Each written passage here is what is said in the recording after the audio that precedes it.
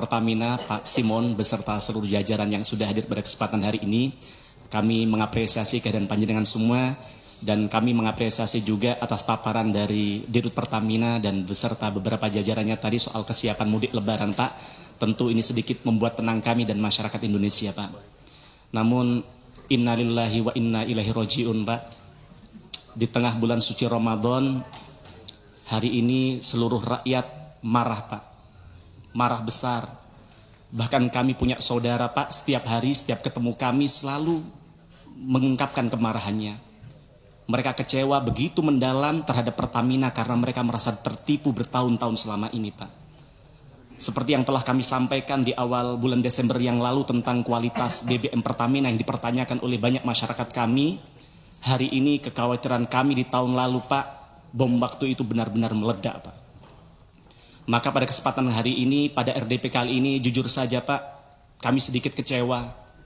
Kami tunggu-tunggu dari tadi paparan soal terupdate Pertamax oplosan, tapi tidak ada sebait kata pun yang menjelaskan soal itu di kesempatan pagi hari ini. Padahal kami menunggu-nunggu rapat ini dari berminggu-minggu yang lalu, sampai kami coba ingatkan di grup Komisi 6 dan sebagainya, dan alhamdulillah hari ini terlaksana, tapi juga tidak bisa mengurangi kegundahan kami dan masyarakat kami, Pak. Maka harapan kami korupsi yang sudah ditangani oleh kejaksaan, yaitu Pertamax oplosan yang katanya sudah merugikan negara lebih dari 1.000 triliun rupiah ini, Pak. Dan juga bahkan yang kemarin yang terupdate ditemukan juga adanya kontrak oplosan antara Pertamina dengan pihak swasta yang sudah berjalan sejak tahun 2017. Maka saya berharap ada penjelasan sejelas-jelasnya, Pak, nanti di akhir sesi ini, Pak. Karena jika benar, maka ini adalah orkestrasi kejahatan totalitas yang masif dan terstruktur, Pak. Dari hulu ke hilir yang sudah terjadi bertahun-tahun. Ini di mata kami bukan hanya sekedar korupsi yang merugikan negara, Pak. Tapi ini adalah korupsi yang merugikan, menyakiti dan mengkhianati rakyat kita, Pak. Bahkan tadi malam, Pak Simon, ketika kami mau tidur, Pak, kami mendengar satu berita yang di-share oleh kawan kami di grup Komisi 6, Pak. Menangis hati kami, Pak. Sama tahu di grup itu apa, Pak? Pernyataan dari Kejaksaan Agung bahwa mereka menemukan grup WA yang judul grupnya adalah orang-orang senang. Na'udzubillah min syarri dzalik, Pak. Jadi ternyata mereka melakukan selama ini dengan kesadaran, Pak. Dengan menari-nari di atas penderitaan rakyat, merampok bukan hanya dari negara tapi juga dari rakyat kami, Pak. Kemudian Pak Dirut, baru-baru ini Menteri SDM mengatakan akan membangun kilang minyak yang dibiayai oleh Danantara dengan biaya mencapai 500 triliun rupiah. Lah jadi selama ini Pertamina tidak punya kilang baru, Pak. Padahal ketika 2019 yang lalu kami duduk di sini, ketika di situ di tempat Bapak ada namanya Bu Nike, saat itu menyampaikan bahwa RDMP Balikpapan maksimal tahun itu akan selesai, tapi nyatanya ternyata kami baru tahu sampai tahun 2025 itu tidak tuntas juga, Pak. Sedangkan hari ini kebutuhan BBM kita 1,6 juta barel per hari. Padahal targetnya pada tahun 2025 ini sudah bisa memproduksi 2 juta barel, Pak. Artinya kita bukan lagi hanya impor, tapi kita surplus, kita bisa melakukan ekspor BBM. Tapi ternyata semua itu hanya mimpi dan ilusi, Pak. Karena maunya oknum-oknum Pertamina hanya impor dan impor saja, Pak. Jadi saya melihat bahwa sebenarnya Pertamina adalah bagian dari mafia migas, Pak. Karena ternyata mafia migas telah mempengaruhi Pertamina agar menunda-nunda pembangunan kilang, Pak. Di sisi lain juga ada kebobrokan dalam manajemen SDM di Pertamina. Mantan orang dalam Pertamina, mantan orang dalam Petral, entitas mafia yang sudah dibubarkan negara karena tempat sarangnya mafia di dalamnya, malah ternyata Dirut Pertamina saat itu, salah satu orang Petral saat itu menjadi Dirut Pertamina Patraniaga. Maka tidak heran, maka kemudian namanya Rifa bekerja sama dengan geng mafia melakukan perampokan yang begitu besar terhadap duit negara kalau itu betul terjadi, begitu, Pak. Kemudian yang kedua, Pak, heboh Pertamax oplosan saya rasa tidak cukup dengan hanya meminta maaf lalu seolah-olah dosa-dosa Pertamina selesai. Tidak. Lalu bagaimana dengan kerugian konsumen? Apa ada inisiatif dari Pertamina untuk memberikan mengganti kerugian mereka, Pak?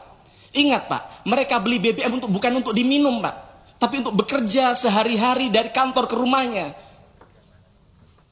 Saya maka tidak bayangkan kalau seandainya kemudian oksigen dikelola oleh Pertamina, jangan-jangan dioplos dengan karbon dioksida.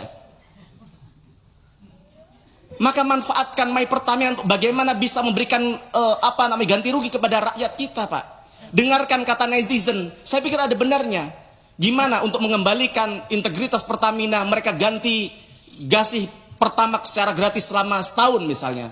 Tapi itu tidak mungkin. Atau seminggu deh, atau sebulan deh. Atau apa yang bisa Bapak lakukan, yang penting rakyat merasa ada upaya dari Pertamina untuk memberikan perbaikan dan minta maaf kepada rakyat. Ingat, para founding father kita mendirikan Pertamina dengan tetes darah dan keringat. Bagaimana kemudian hari ini dihancurkan oleh internal Pertamina sendiri, yang ini harus dikembalikan oleh Bapak. Kemudian juga kalau kita bicara lingkungan hidup kita, hasil uji lab BBM Pertamina hasilnya di bawah standar, di bawah ketentuan Kementerian LHK. Kandungan sulfur Pertamax ternyata sama dengan Pertalite yang 500 ppm, Pak.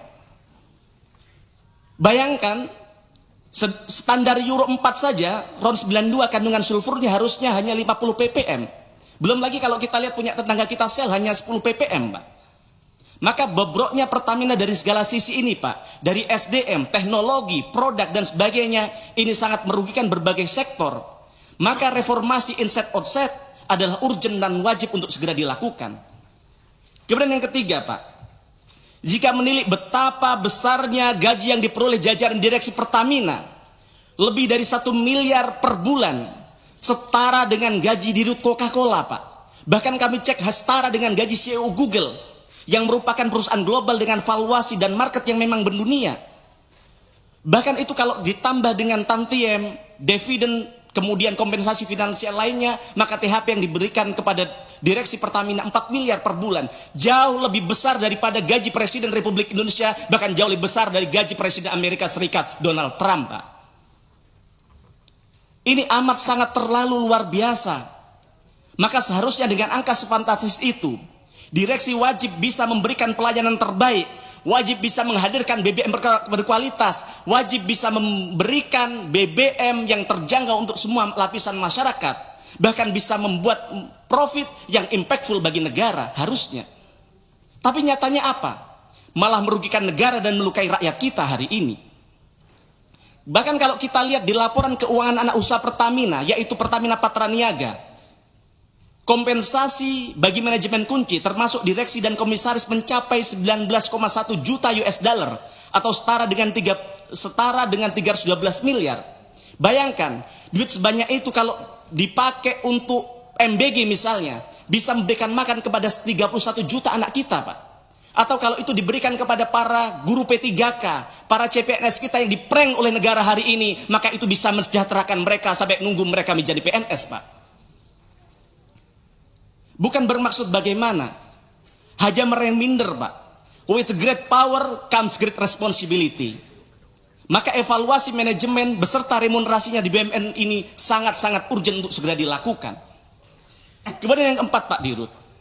Karena itu saya mengusulkan kepada pimpinan DPR RI, kepada pimpinan Komisi 6, untuk bagaimana segera dibentuk panja BBM Pertamina. Karena jangan berhenti pada pion-pion yang sudah terjerumus ini, Pak. Jangan kemudian ini keluar dari mulut singa masuk ke kandang macan, Pak. Tetapi ini kesempatan untuk membersihkan Pertamina secara menyeluruh. Maka nanti kasihan juga kepada Danantara ketika mereka harus memikul beban berat, karena ternyata Pertamina sebagai BUMN terbesar ternyata boncos dan gembos, Pak.